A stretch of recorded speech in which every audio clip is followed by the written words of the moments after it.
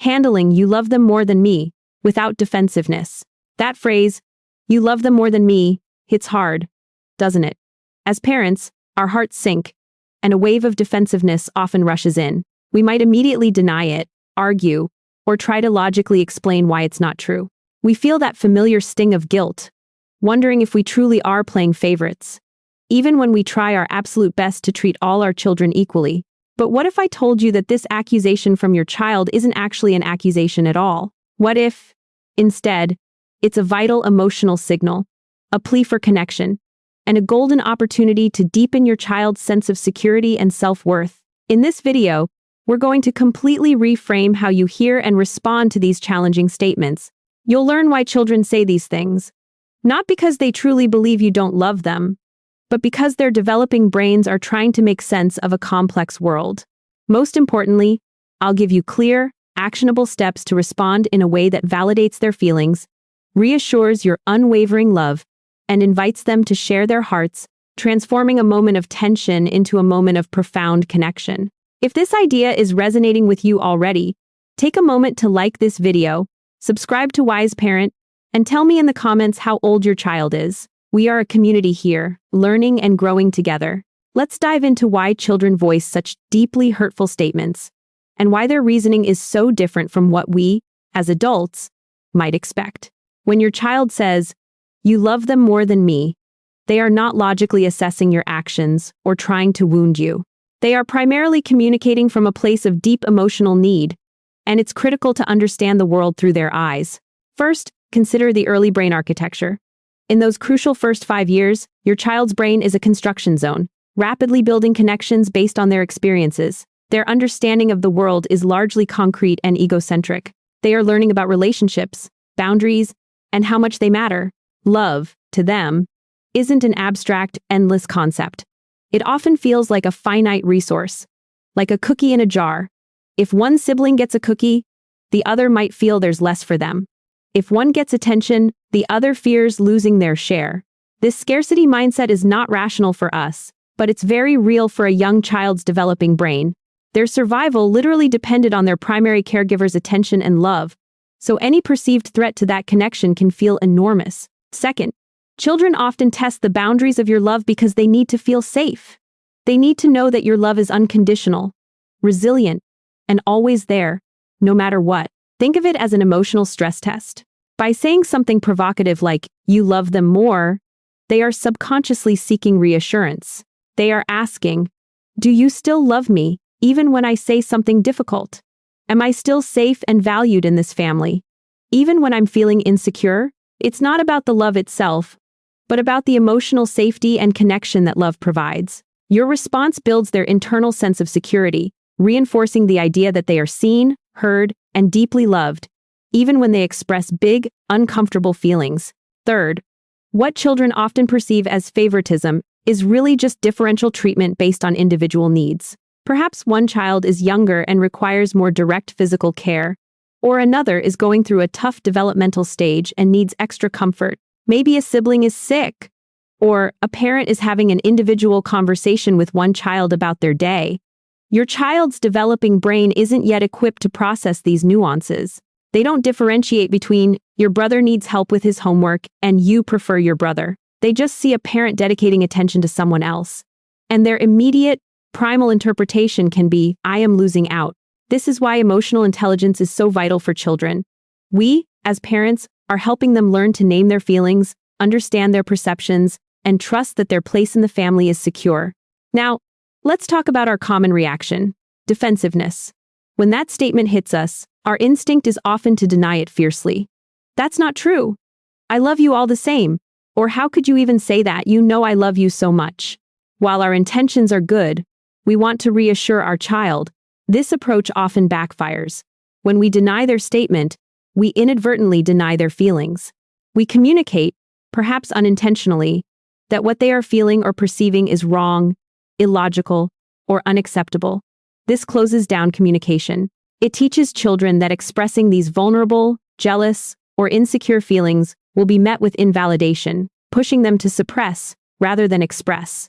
It also doesn't address the underlying need or the specific situation that triggered their statement. The wise parent approach shifts completely away from defensiveness. It treats "you love them more than me" not as an accusation to debate, but as an emotional signal to decipher. This requires us to pause, take a deep breath, and remember that our child is having a hard time, not giving us a hard time. Our role is to provide connection and co-regulation first, and then understanding. Here is a practical, step-by-step guide to respond to these challenging statements, designed to build connection and emotional intelligence. Step 1. Validate the feeling without validating the accusation. This is the most crucial step. Acknowledge what they are feeling, even if you don't agree with their interpretation of the situation. You might say, "It sounds like you're feeling worried that I love your brother more right now." Or, "I hear that you're feeling like I'm paying more attention to your sister." Notice, you're not saying, "Yes, I do love them more, but I hear times you're feeling times that."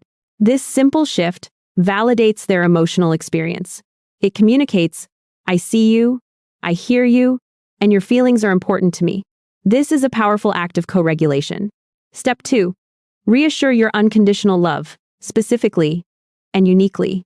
Once their feeling is validated, they are more open to hearing your reassurance. Be clear and simple. "My love for you is huge, like the whole sky, and it never runs out for anyone.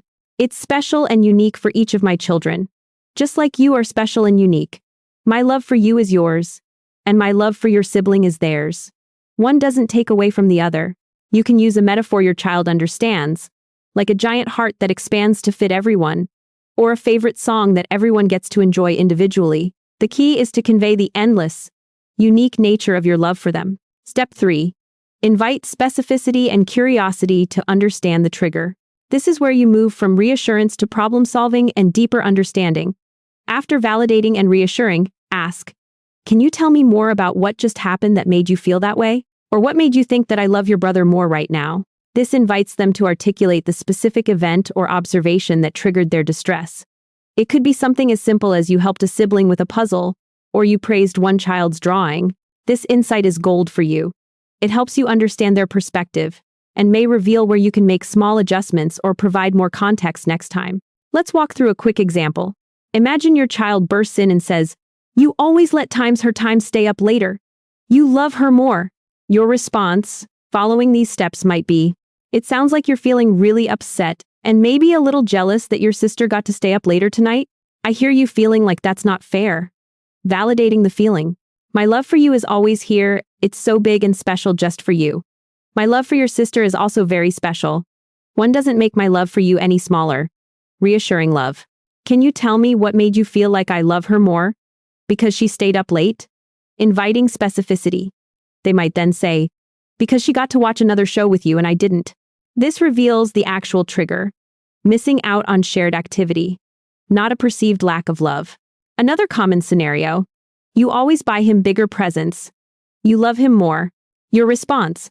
"I hear you're feeling disappointed and maybe a little worried that you didn't get as big a present as your brother. That must feel unfair." Validating the feeling. "You are so precious to me, and my love for you is huge and endless. I love you both uniquely and completely." Reassuring love. "What was it about his present that made you feel like I love him more?" Inviting specificity. Perhaps they'll say, "He got a new video game and I just got clothes." This highlights a desire for a particular type of gift, or a feeling of being overlooked for something exciting. It gives you information to work with. This approach transforms the interaction. Instead of a confrontational debate, it becomes a lesson in emotional intelligence, helping your child connect their feelings to specific events and verbalize their needs more clearly. It teaches them that their feelings are safe to express and that you are a secure base for them. If you're finding this shift in perspective helpful, please consider sharing this video with another parent who might be struggling with these same moments. You are truly building stronger emotional foundations for your children by learning these skills, and that is something to be very proud of. Step 4. Offer connection and co-regulation.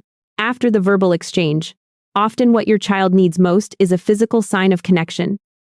A hug, holding their hand, making eye contact, or engaging in a quick, shared activity. Sometimes the words "you love them more" are just a bid for attention and connection. Sitting with them for a moment, reading a book together, or just being present can fill that emotional cup. Step 5. Gently explain differing needs, if appropriate and simple. Once your child feels heard and loved, you can, if relevant, offer a simple explanation about why different children have different needs or experiences. For the staying up later example, you might add, "Remember, your sister is older, and she has a different bedtime than you do. You get special stories with me before you go to bed, just for you." For the presents example, you might explain, "We chose that gift for your brother because it matched something he was really needing for school, and we picked your clothes because we know how much you love comfy outfits for playing outside." Keep these explanations brief, gentle, and always tied back to their individual needs, not a comparison of worth. Implementing this wise parenting approach has incredible long-term benefits for your child's emotional development and your family dynamic. It teaches your child that, 1. Their feelings are valid and deserve to be heard, even if their interpretation of events is not completely accurate. 2. They can trust you with their big, uncomfortable emotions. 3. Your love is unwavering, regardless of external circumstances or their siblings' needs. 4. They can articulate what's bothering them, rather than resort to accusations. This builds vital communication skills. 5. It also strengthens your parent-child connection, reducing friction and fostering an environment of emotional safety. You'll feel less guilt and more confidence in handling these tricky moments. Remember, every time your child says you love them more, it's not a failure on your part. It's an invitation to lean in, to connect, and to teach them about the infinite, unique nature of love.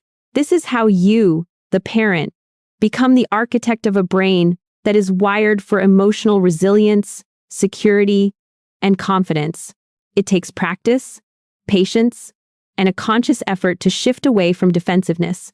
But the rewards for your child and your family are immeasurable. So, the next time you hear those words, pause, take a breath, validate the feeling, reassure your unique love. Then, get curious and invite them to share their story. You are doing important, brain-building work every single day. If you found this video helpful, please give it a thumbs up. Subscribe to Wise Parent for more insights on raising emotionally intelligent children, and let me know in the comments what specific phrase you plan to use next time your child says, "You love them more than me." I'd love to hear your thoughts.